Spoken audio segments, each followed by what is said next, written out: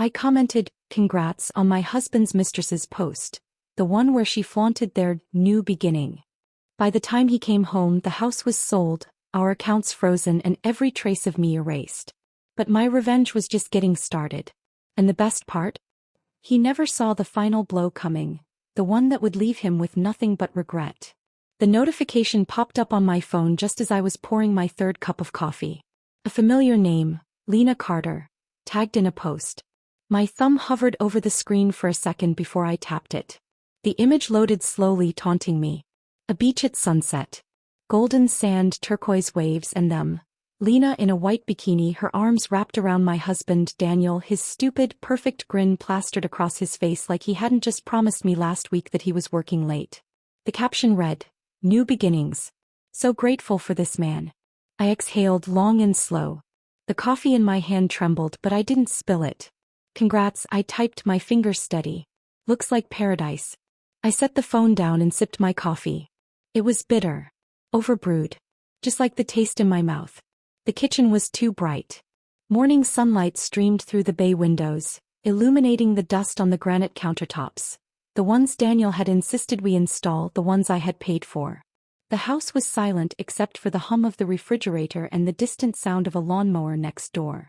I should have been at work by now. But I called in sick. Not that I was sick. Just hollow. I ran my fingers along the edge of the counter, tracing the faint scratch near the sink. The one Daniel had made when he dropped a knife last year. He'd laughed it off. "Battle scars, babe. Gives the place character." Now I wondered if he'd been laughing at me the whole time. I scrolled through Lena's profile. Picture after picture of her.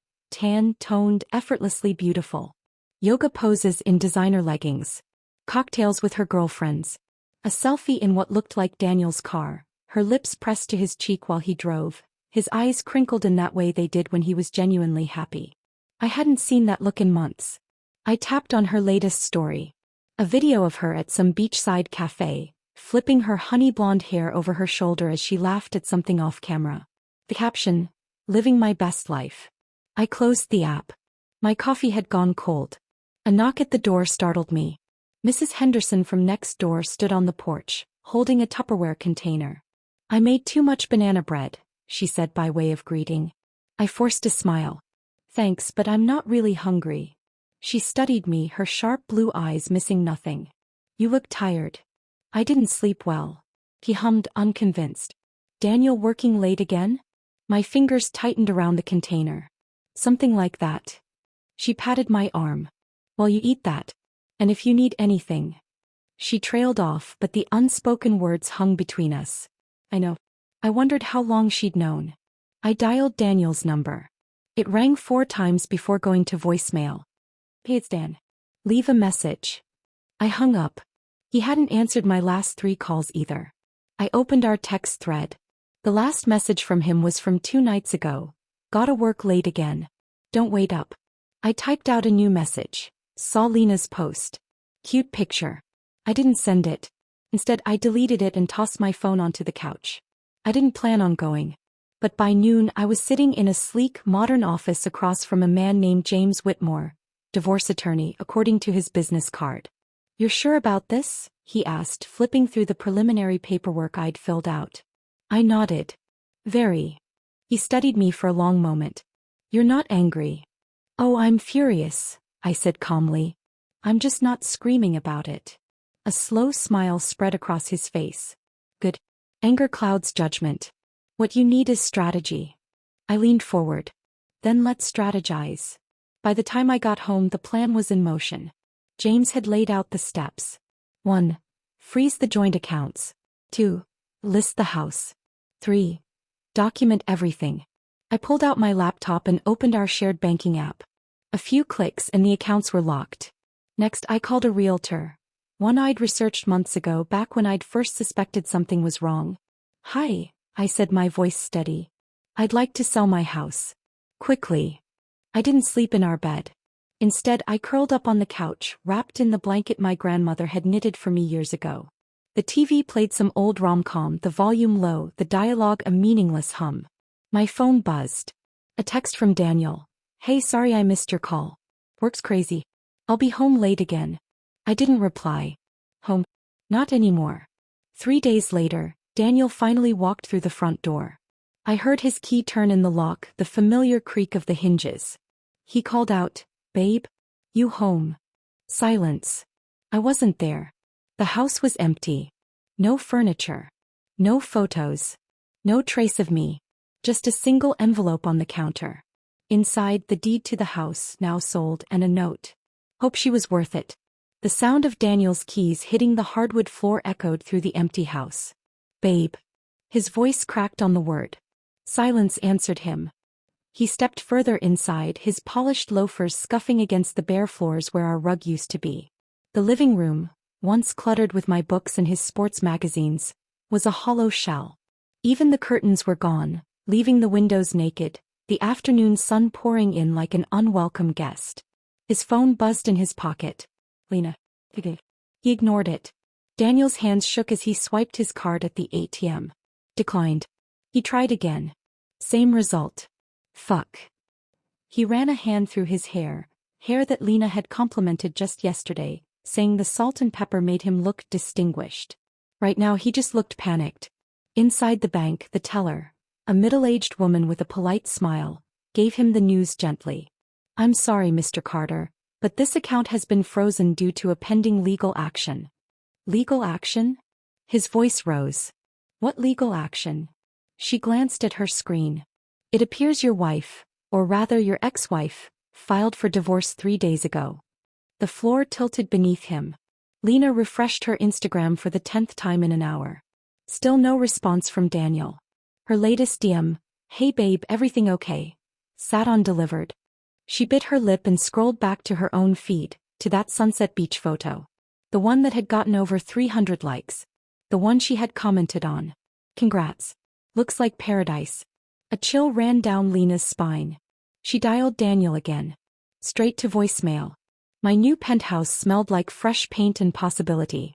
I set down the last box, labeled office, important in bold black Sharpie, and surveyed the space. Floor-to-ceiling windows. A kitchen with appliances still wrapped in plastic. A bedroom big enough to get lost in. My phone buzzed. "James. House sold. Funds transferred. You're officially free." I smiled and typed back. "Drinks to celebrate?" His reply was instant. "Name the place." Daniel sat in his car. Our car, the one still half in my name, outside Lena's apartment complex. He'd been here for 20 minutes, unable to make himself go inside. His phone lit up with another call. Not Lena this time. His boss. He let it go to voicemail. The second call came immediately after. His mother. He answered. "Daniel James Carter," she snapped. "Your wife just called me." His stomach dropped. "She what?" "To tell me about the divorce. And to say thank you for being a better mother to her than I ever was to you." Daniel closed his eyes. James met me at a quiet wine bar downtown. He'd swapped his suit for dark jeans and a navy button-down, the sleeves rolled up to reveal forearms dusted with light brown hair. "You look happy," he observed as I slid into the booth across from him. "I feel lighter." He flagged down the waiter. "Then we're celebrating." 2 glasses of Pinot Noir later, the conversation turned from legal strategies to travel, from favorite books to worst first dates. James laughed at one of my stories, the corners of his eyes crinkling. "Remind me never to take you to a sushi place on a first date." "Smart man," I said, swirling my wine. "I'd ruin you." His gaze held mine a beat too long. "I'd risk it." Lena's roommate, Sarah, tossed a magazine onto the coffee table. "You seen this?" The headline blared. "Local realtor sells luxury home in record time." Below it, a photo of my house, now someone else's house, and a quote from the realtor. The seller was motivated. "It was the fastest closing I've ever done." Lena's stomach twisted. Sarah whistled. "Damn. Daniel's wife didn't just leave. She nuked him." Lena's phone buzzed. A text from Daniel. "We need to talk." For the first time since posting that beach photo, Lena wondered if she'd made a mistake. Daniel found me at my new building's gym the next morning. I was mid-squat when I felt his presence. I didn't need to turn around to know it was him. I'd recognize the sound of his breathing anywhere. "You sold our house." His voice was raw. I lowered the weights and turned. "Correction. I sold my house."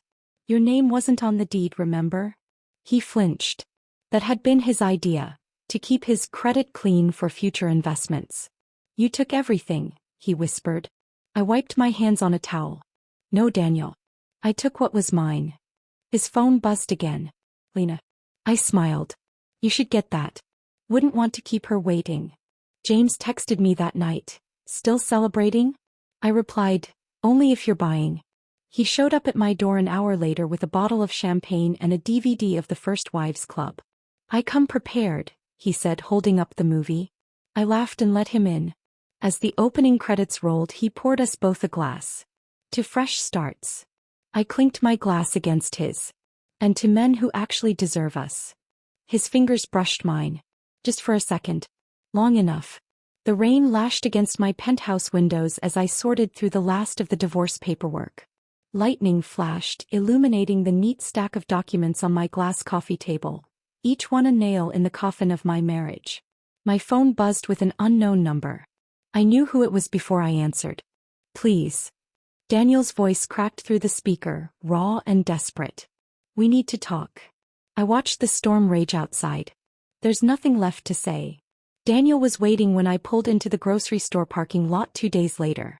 He leaned against his car, my car, the one I'd legally repossessed, looking like he hadn't slept in weeks. His usually perfect hair was greasy, his designer stubble now a ragged beard. You look like hell, I said, balancing my reusable bags. He grabbed my wrist. They're foreclosing on my office. I peeled his fingers off one by one. And his breath came in short bursts. The business account, it was under your name too. They froze everything. I adjusted my sunglasses. Funny how that works. Across town, Lena scrolled through her dwindling savings account on her phone. The boutique where she worked part-time had just cut her hours. Sarah tossed a tabloid onto their kitchen counter. Page 6. The headline screamed, Homewreckers comeuppance, Mistress loses job after social media scandal. Lena's perfect manicure dug into her palms. This isn't happening. Sarah snorted. You messed with a woman who went to Harvard Law. What did you expect? Her phone buzzed. Daniel. She let it go to voicemail. James showed up at my door with Thai food and a suspiciously thick folder. Thought you might want to see this, he said, spreading documents across my dining table. Daniel's been hiding assets. I chopsticked a spring roll. How much? Enough for contempt of court. His grin was predatory. Want to ruin him properly? I studied the papers. Offshore accounts, shell companies, all the financial sleight of hand he'd learned from his Wall Street buddies. James, I murmured, are you trying to seduce me with legal documents? He leaned closer. Is it working? The country club fundraiser was in full swing when Daniel arrived, late, alone, and wearing last season's Tom Ford suit. Whispers followed him through the ballroom. Heard she took everything. His own mother won't take his calls. That poor girl he was screwing lost her.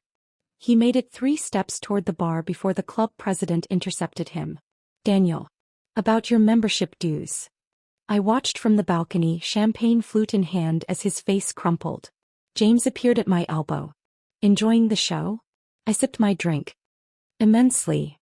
Lena's designer heels clicked across the courthouse steps as she fled the child support hearing. Paparazzi swarmed.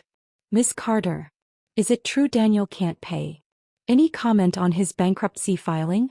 She shoved past them, sunglasses hiding red-rimmed eyes. Her phone buzzed with a text from her mother. When are you coming home to Nebraska? For the first time in her Instagram-perfect life, Lena Carter had no answer. James and I worked late in my home office, surrounded by case files and empty coffee cups. You should get some rest, he murmured, massaging the tension from my shoulders. I turned in my chair. His stubble glinted gold in the lamplight. We'd been dancing around this for weeks. When our lips finally met, it tasted like justice and something sweeter. My phone buzzed on the desk. Daniel. James pulled back just enough to growl. Want me to block him for good? I smiled against his mouth. I already did. The morning sunlight streamed through my new floor-to-ceiling windows as I sipped my espresso, watching the city come alive below. My phone buzzed with a notification. A news alert from Business Insider. Former Finance VP Daniel Carter terminated amid bankruptcy scandal. I tapped the headline, savoring the grainy photo of Daniel leaving his office building with a cardboard box. His tie was loose, his eyes hollow. The article mentioned financial misconduct and pending investigations. I set my cup down a little too hard. James had been busy. The intercom buzzed at 8:17 p.m. "Ms. Whitmore? There's a Mr. Carter in the lobby insisting." I cut off the doorman. "Tell him I'm not receiving visitors." A crash echoed through the speaker, then Daniel's ragged voice. "Please. Just 5 minutes." I watched through the security feed as 2 guards escorted him out, his designer shoes scuffing across the marble lobby. He looked smaller somehow. Deflated. James's arms wrapped around me from behind. "Want me to file a restraining order?" I leaned back into him. Let him suffer a little longer first. The coffee shop was nearly empty when Lena slid into the seat across from me. Her once glossy hair hung limp, her makeup unable to hide the dark circles. "You win," she whispered, clutching her untouched latte. "Just call off your lawyers." I stirred my tea. "Which ones?" "The ones who got me fired. The ones who made my landlord suddenly reevaluate my lease." Her manicured nails tapped a frantic rhythm. "The ones who—" "Lena." I set down my spoon. "Those weren't my lawyers. Those were the consequences of your own choices." Her phone buzzed with another collection notice. She didn't even check it. James was unusually quiet during our Sunday brunch. "You're staring at your omelet like it offended you," I remarked. He set down his fork. "There's something you should know." The way he said it made my stomach drop. "I may have." He rubbed his neck. "Had a friend at the SEC look into Daniel's company." I blinked. The federal investigation? Wasn't exactly spontaneous. I processed this. The timing. The precision. The way every domino had fallen just right. I reached across the table, intertwining our fingers. "Remind me never to piss you off." His thumb traced circles on my wrist. Too late for Daniel. Daniel's mother called me on a Tuesday afternoon. "He's living in his car," she said, no greeting. "His father and we won't bail him out this time." I watched James across the room, arguing good-naturedly with the cable installer about sports. "Margaret," I said softly, "that's no longer my concern." The line was quiet for a long moment. "You were always too good for him." The click of the call ending coincided with James's victorious shout as the TV flickered to life. Some things just fit together. Lena's Instagram update popped up while I was browsing vacation packages. A selfie in what looked like a Midwest diner, her cheek pressed against an older woman who could only be her mother. The caption, "Home for now. Grateful for family." No designer labels. No beach sunsets. No Daniel. I clicked like, and kept scrolling. James's loft smelled of cedar and freshly brewed coffee when he led me to the rooftop garden. "You've been quiet today," he observed, handing me a mimosa. I studied the skyline. Just thinking about how different everything is. His arm settled around my waist. "Good different." In the distance, storm clouds gathered over the financial district. Somewhere down there, Daniel was probably drowning in paperwork and regret. I turned into James's embrace. The best kind. The first snow of winter dusted my balcony as I sorted through the final boxes from my old life. A brittle newspaper clipping fluttered to the floor. Our wedding announcement, Daniel's grin frozen in time under the headline, "Local power couple ties the knot." I crumpled it, watching the snow swallow the pieces as they fell. James's voice carried from the kitchen. "You'll never guess who called me today." I didn't look up. "Let me guess. Daniel's bankruptcy attorney." "Better." He appeared in the doorway holding 2 steaming mugs. "Lena." My fingers stilled on the box flaps. Lena sat stiffly in James's office chair, her once manicured hands bare of jewelry. She flinched when I entered. "Before you say anything," she blurted, "I'm not here to ask for anything. I just wanted you to hear it from me." She slid a manila envelope across the desk. Inside, screenshots of texts. Dates going back months before the beach photo. Daniel telling her we were separated. Daniel promising he'd filed divorce papers. Daniel lying. "I didn't know," she whispered. James leaned against the filing cabinet. "And now." Lena met my gaze for the first time. Now I'm moving to Colorado to work at my uncle's ski lodge. I just wanted you to know you were right. About all of it. The door clicked softly behind her when she left. James found it buried in Daniel's seized documents, a spreadsheet labeled investments. This isn't just hidden assets, he murmured, fingers tracing columns. These are bribes. To building inspectors. To zoning boards. I stared at the figures. Enough for criminal charges? His silence was answer enough.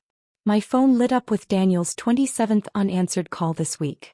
Outside, the snow had turned to sleet, pelting the windows like tiny accusations. The prosecutor's office was warmer than I expected. We can pursue felony fraud charges, Assistant de Gutierrez said, tapping the ledger copy. But we'll need your testimony. James's hand found mine under the table. I thought of Daniel's mother's tearful voicemail last night. Of the way his father's voice broke asking if I'd really ruin his entire life. No, the word echoed in the quiet room. I won't testify. Gutierrez frowned. After everything he did.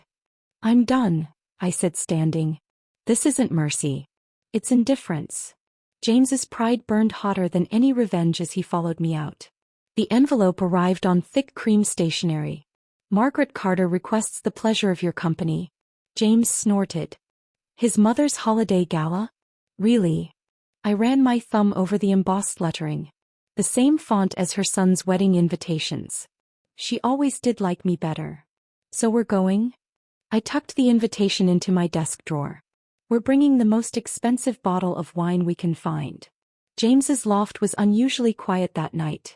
He stood at the floor-to-ceiling windows watching the storm. You could have destroyed him today, he said quietly. I came to stand beside him. I already did. The city lights blurred through the icy glass. Somewhere out there, Daniel was probably drowning in legal fees and regret. But here there was warmth. And quiet. And the steady weight of James's hand in mine. He turned me gently toward him. Marry me. Not a question. A declaration. Outside, the snow kept falling, covering every scar the city had ever earned. The valet took our keys with white-gloved hands as snowflakes melted in my hair. James adjusted his bow tie in the reflection of the hotel's gilded doors. Nervous? I asked, smoothing my emerald green silk dress, a shade I knew Daniel hated. James caught my hand and kissed my knuckles, his lips warm against the December chill. I've cross-examined mobsters. This is just another lion's den. The ballroom doors swung open to reveal 200 of the city's elite, a 12-piece orchestra and... Oh God! James's grip tightened on mine. Is that a life-sized ice sculpture of the Carter family crest? I took a flute of champagne from a passing waiter. Welcome to my past.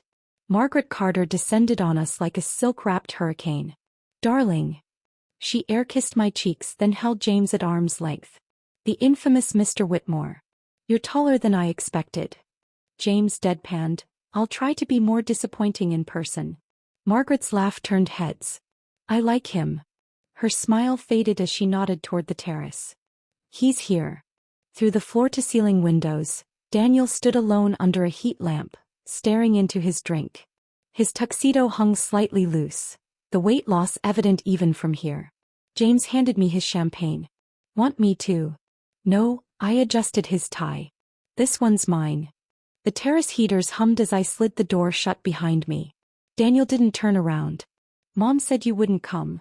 His breath fogged in the cold. I leaned against the railing. The city glittered below, the same view from my penthouse, from James's loft, from every high place we'd claimed as ours. I heard about the plea deal, I said. No jail time was generous. He finally looked at me. The years had carved new lines around his eyes. You could have buried me. Snowflakes caught in his hair like premature gray. I remembered the boy who'd proposed on this very terrace 6 winters ago, all hopeful smiles and empty promises. I did bury you, I said softly. I just didn't dance on the grave. The ballroom doors opened behind us, casting a rectangle of golden light across the snow-dusted tiles. James stood silhouetted in the doorway holding 2 fresh drinks. Daniel's throat worked. Is he good to you? I watched my fiancé charm a passing waiter into bringing us lobster canapés. The way he'd memorized my coffee order, the way he laughed at my terrible puns, the way he'd fought for me when I couldn't fight for myself. Devastatingly. I pushed off the railing. Enjoy the party, Daniel. Margaret tapped her crystal flute at midnight. The room hushed. To family, she declared, her gaze sweeping over Daniel's hunched shoulders at the bar, then landing on James and me. Both the ones we're born with and the ones we're wise enough to choose. 500 glasses lifted. James's arm tightened around my waist as we clinked with the district attorney on my left and Lena's uncle, who'd flown in unexpectedly, on my right. Across the room, Lena nodded at me from the safety of her family's table. Her Instagram that morning had shown snow-capped mountains and a simple caption. New beginnings, real ones this time. James laughed the entire elevator ride down. Did you see Daniel's face when his mother toasted us? I leaned against the mirrored wall, finally kicking off my heels. I was too busy watching his father realize you're the lawyer who took down his golf buddy last summer. The parking attendant blinked when James spun me into a waltz across the salted pavement. Still nervous about lions' dens? I teased as he opened the car door. James kissed me until the snow dusting our hair melted into rain. Just getting started, counselor. The document sat on my breakfast bar 2 mornings later, coffee rings already staining the cover page. James peered over my shoulder. Page 4 is my favorite. I flipped to it and burst out laughing. In the event of separation, Party B James shall receive the signed first edition of To Kill a Mockingbird. 50% custody of the rescue greyhound we don't own yet. 1-1. Apology for inevitably being an idiot. I signed with a flourish. We're getting that dog tomorrow. The call came at 3:17 a.m. on what should have been our wedding day. James's voice was a rough whisper against the phone. Don't panic. I sat bolt upright in my bridal suite, silk eye mask dangling from one hand. Outside, rain lashed against the windows of the historic garden venue we'd booked 8 months ago. The venue that was currently under 3 feet of water, James confirmed. I heard the slosh of his dress shoes as he waded through what had been the rose garden aisle. Fire department says it's a ruptured main. They've got the entire block cordoned off. I stared at my wedding dress hanging in the armoire, the delicate lace suddenly seeming frivolous. Somewhere in this hotel 147 guests were sleeping obliviously. Tell me you're joking. Pause. Then the unmistakable sound of a floating chair bumping into his knee. We gathered the troops at dawn in the hotel's business center. James dripping in borrowed sweatpants, my maid of honor Rachel with a Starbucks 4 drip, and Margaret Carter who'd somehow commandeered the front desk's entire coffee carafe. Options. I clapped my hands. Rachel scrolled her phone. There's a Taco Bell with a surprisingly nice party room. No. James rubbed his temples. We could postpone. Absolutely not. Margaret set down her cup with a decisive clink. The clubhouse. We all turned. The Carter family's private golf club had a ballroom larger than our flooded venue. It also had. Daniel, I said quietly. Margaret's smile was all steel. Let me handle my son. Lena's text came through as I was debating whether tear-streaked mascara could count as avant-garde bridal makeup. Heard about the flood. I'm in town for Uncle's board meeting. Club's kitchen staff owes me favors. Attached was a photo of the club's ballroom already being decorated with our wedding colors. James peered over my shoulder. Is that a literal olive branch? I murmured, typing out a thank you. His arms circled my waist. We could still elope. There's a very nice courthouse. I turned in his arms, pressing my forehead to his. I want to marry you surrounded by people who fought to be there. Even the complicated ones. Outside, the rain slowed to a drizzle. Daniel was waiting by the club's fountain when I arrived, hands shoved deep in his pockets. He looked older in the gray morning light. Mom's orders, he said by way of greeting, nodding toward the staff rushing past with floral arrangements. I adjusted my makeshift veil, a lace tablecloth Lena had produced from somewhere. You didn't have to say yes. He studied the chaos unfolding around us. You look happy. The unspoken with him hung between us. Somewhere inside, James was undoubtedly charming the caterers into reorganizing the entire menu. I am. I hesitated. Thank you. For this. Daniel's smile didn't reach his eyes. One last wedding gift. He turned to leave, then stopped. For what it's worth. I always knew you'd land on your feet. The irony was almost beautiful. He'd spent years convincing me I couldn't fly, never imagining I'd learn to fall gracefully. At 4:32 p.m. on an unseasonably warm December afternoon, I walked down a makeshift aisle of golf clubs held aloft by grinning guests.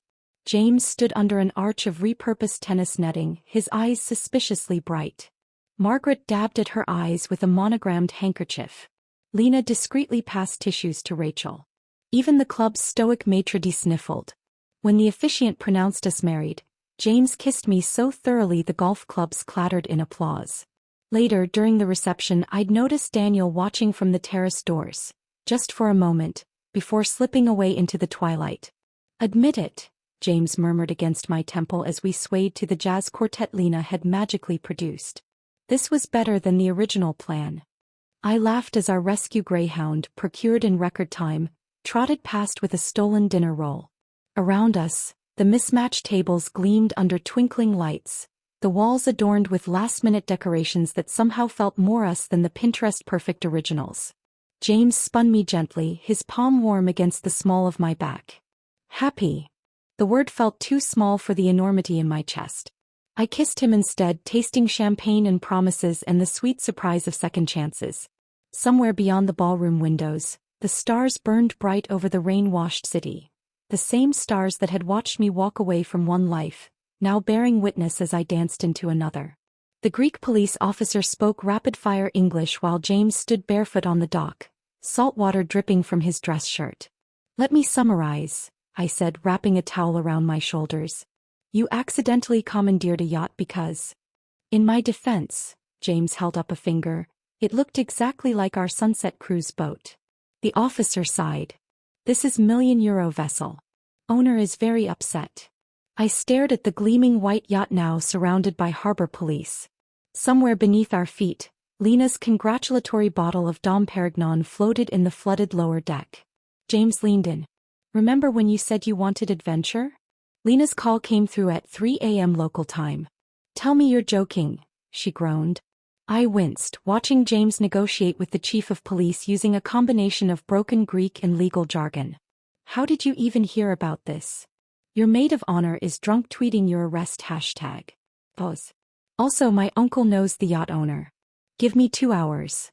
True to her word, by sunrise the charges were dropped, the damages mysteriously paid, and a very confused James was handed a bottle of ouzo by the now smiling officer. Lena's text appeared as we slunk back to our hotel. "We need to talk when you're back. Business proposition. Don't freak out." James eyed my expression. "What now? Did you accidentally book us on a volcano tour?" I showed him the message. His eyebrows climbed. "Think she wants to go into yacht theft with us?" Our apartment smelled of lemon polish and fresh flowers when we returned. Margaret's doing, judging by the monogrammed note next to the stacked mail. James froze mid-yawn. Sweetheart." I followed his gaze to the enormous oil painting now hanging over our fireplace. A tasteful nude study of my back, bathed in golden light. "That's new." The attached card read, "For your private collection." James tilted his head. "Is this Lena's idea of a wedding gift?" I flipped the card over. "P.S. My art gallery opening is next month. Bring checkbook." Lena's new gallery space in Soho still smelled of fresh paint when we arrived. Gone were the beachy Instagram filters. Now she wore paint-splattered overalls, her hair piled in a messy bun. "Before you say no," she blurted, shoving blueprints at us. "Hear me out." The plans showed a sleek downtown space labeled Whitmore and Carter. Family law with teeth. James choked on his sparkling water. "I've been interning at a legal aid clinic," Lena rushed on. "Turns out I'm good at getting justice for screwed-over spouses. And you," she pointed at me, "are terrifyingly good at strategy. Plus, James already has the firm infrastructure." I stared at the rendering. The irony was almost poetic. The other woman helping me build something from the ashes. James recovered first. "You do realize this makes us the least intimidating law firm name in history." Lena grinned. "Wait till you see our slogan. We've seen all your tricks." The phone rang at 2:17 a.m. 2 weeks later. Daniel's voice was barely recognizable. "I'm sorry. I know it's late. I just needed you to hear it from me." I sat up, James's warm hand finding my back. Hear what? I'm moving. Singapore. Fresh start. A shaky breath. I sold the last of the watches. The Patek Philippe I'd bought him for our first anniversary, the only luxury he'd clung to through the bankruptcy. Outside, a snowplow rumbled down our street. Somewhere across the city, a man who'd once promised me forever was packing his bags alone. Daniel. Don't. A quiet laugh. Just, be happy, okay? The line went dead. James pulled me closer as the first tears fell, not for the man who left, but for the pain that no longer fit who I'd become. The Whitmore and Carter sign gleamed opening morning. Lena adjusted the brass plaque for the 10th time while James argued with the espresso machine. I stepped back to admire the wall we'd painted midnight blue, the same shade as that Greek harbor where everything went wrong and somehow right. Lena bumped my shoulder. Regrets. Through the glass door, I watched James charm our first client with terrible coffee and perfect legal advice. Not a single one. The envelope arrived by courier at 8:03 a.m. on a Tuesday, thick ivory paper with the embossed crest of New York's most powerful divorce attorney. James whistled as he slid it open. Well. Roland Pembroke wants to settle. Lena nearly dropped her coffee. The Roland Pembroke? As in I charge $2,000 an hour to make prenups disappear, Pembroke. I plucked the letter from James's hands, scanning the aggressive legalese. He's representing Miranda Astor in her divorce. And he's offering. My eyebrows climbed. A very generous settlement if we convince her to drop the hidden assets claim. James leaned against my desk, smelling of espresso and expensive cologne. Miranda must have found something juicy. Lena snatched the letter, eyes gleaming. Let's find out. Miranda Astor sat in our conference room like a Hitchcock heroine, all sharp cheekbones and sharper intelligence. Up close, the socialite famous for her charity galas and couture wardrobe had the tired eyes of a woman who'd been fighting in silence for years. I knew about the first mistress, she said without preamble. The second one stung. The third. She slid a USB across the table. That's when I hired a forensic accountant. James plugged it in. The screen filled with offshore account numbers, shell companies and... Oh, you bastard, Lena breathed. Miranda's smile was razor-thin. My thoughts exactly. James and I spent 3 nights combing through the files, tracing the money through Cyprus, the Caymans and back to a modest brownstone in Brooklyn. Astor's been funneling cash to his mother, James realized at 2 a.m., rubbing his bloodshot eyes. Every mistress was a distraction from the real embezzlement. I circled the address. We need proof. Lena, who'd been dozing on the sofa, sat bolt upright. I'll go. James and I spoke simultaneously. No. She rolled her eyes. Please. I was born for rich lady espionage. From our rented sedan, we watched Lena stride up the brownstone steps in a flawless imitation of Miranda's posture, a designer handbag swinging from her arm. James gripped the steering wheel. If she gets arrested, I'm not bailing her out. Through the open second-floor window we heard Lena's voice ring out. Darling. You look exhausted. Let me make you tea. An older woman's surprised murmur. The clink of china. Then, golden opportunity. Oh, just let me check my calendar on your computer, sweetheart. James buried his face in his hands. She's going to get disbarred before we're even properly open. 20 minutes later, Lena skipped back to the car, waving a printed bank statement.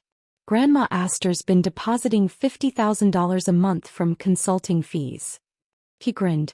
Also, she makes killer scones. Roland Pembroke's office smelled of leather and intimidation. He didn't rise when we entered. I assume you're here to negotiate, he said, steepling his fingers. James dropped the file on his desk. We're here to give you a choice. Advise your client to return every stolen cent, or we take this to the DA along with evidence of tax fraud. Pembroke's smile didn't reach his eyes. You're bluffing. I slid the brownstone photos toward him. His 82-year-old mother's immunity deal is already drafted. For the first time in his career, Roland Pembroke was speechless. Miranda toasted us with champagne at our favorite hole-in-the-wall bar. To the most terrifying legal team in New York. Lena clinked her glass. And to Pembroke's face when you walked out with triple the original settlement. James squeezed my knee under the table. All in a day's work. Later, as we walked home through the crisp autumn night, He slowed near a storefront with a familiar for lease sign. Thinking about expansion already? I teased. James's smile was soft. Actually, I was thinking about nursery colors. The sidewalk seemed to tilt beneath my feet. I stared at the positive pregnancy test in our bathroom, hands shaking. James leaned against the doorframe, eyes suspiciously bright. So, about that extra office space. I launched myself into his arms, laughing against his neck. You knew. Lena may have intercepted your pharmacy run. He kissed my temple. We're going to be amazing at this. Outside, the city lights blurred through sudden tears. Not of fear, but of a future brighter than any revenge plot I'd ever dreamed. The first ultrasound photo was tucked into the corner of my office mirror when the call came. Ms. Whitmore Carter? The unfamiliar female voice hesitated. You don't know me, but I think you knew my husband. I slid down my spine. James looked up from his paperwork, sensing the shift. Who is this? Claire Pembroke. The name landed like a grenade. Roland's widow. Claire Pembroke sat across from us, clutching a manila envelope, her black morning dress stark against our bright conference room. Up close, the legendary attorney's widow looked younger than expected, late 40s with intelligent eyes still puffy from grief. He had a heart attack 2 weeks after your case, she said without preamble. But not before changing his will. She slid the envelope toward Lena. He left you something. Lena froze mid-pour, coffee dripping onto the table. Me. Claire's smile didn't reach her eyes. Roland kept files on everyone. Especially the ones who surprised him. Inside. Photographs of Lena at 22, leaving Daniel's apartment building. Receipts from hotels I'd never known about. A handwritten note in Pembroke's precise script. When you're ready to stop pretending. Lena's hands shook. James reached for the documents. This is harassment. No. Claire stood abruptly. It's an apology. From a man who realized too late which side he should have been on. Lena disappeared for 3 days. Her loft was empty. Her phone went straight to voicemail. Even her Instagram, usually a steady stream of gallery openings and legal advocacy posts, went dark. On the morning of the 4th day, I found her sitting on my fire escape, wrapped in one of James's old law school hoodies. I lied to you, she said to the sunrise. That first day in the coffee shop. I knew about you long before Daniel. The pieces clicked together. The too convenient meeting, her immediate recognition of my name. You were investigating me. She turned, eyes red-rimmed. He told me you were the reason he couldn't leave his wife. That you were obsessed with him. A broken laugh. I was 22 and stupid. The morning traffic hummed below us. Somewhere in the building, James was making pancakes, blissfully unaware of the reckoning happening 6 stories up. I sat beside her. Why now? Lena pressed Pembroke's envelope between her palms. Because I think I want to stop running from who I was. Claire returned with a proposition. The Pembroke firm needs new leadership, she said, spreading blueprints across our dining table. And you 3 need bigger offices. James choked on his wine. You want to merge? Not merge. Claire tapped the plans. Take over. Rename it. Make it what it should have been. Lena stared at the layouts. The mahogany paneling, the library, the corner office with views of Central Park. Why would you trust us? Claire's gaze flicked to the ultrasound photo on our fridge. Because Roland's files showed me something interesting. The woman who destroys corrupt men always protects the people they hurt. The New York Times ran the story on a Sunday. Whitmore, Carter and Pembroke. New firm rises from ashes of legal scandal. The photo showed the 4 of us outside the newly renovated offices. Claire dignified in gray, Lena grinning like she'd gotten away with something, James with his arm around me, their baby bump hidden behind a strategically held folder. Daniel's congratulatory email arrived at 3:17 a.m. Singapore time. Just 2 lines. I always knew you'd change the world. I'm sorry I tried to keep you in mind. I deleted it unread. The night before we opened the new firm, James and I lay tangled in our sheets, the city lights painting gold stripes across the ceiling. Think we're ready? He murmured against my hair. I traced the scar on his shoulder. A childhood injury I'd learned about over takeout and case files. Somewhere down the hall, the nursery sat waiting. Across town, Lena was probably still rearranging her new office. Not even slightly, I admitted. James laughed, pulling me closer. Good. The best things always start that way. Outside, the first snow of winter began to fall, soft, silent, and relentless, covering every scar the city had ever earned. The end.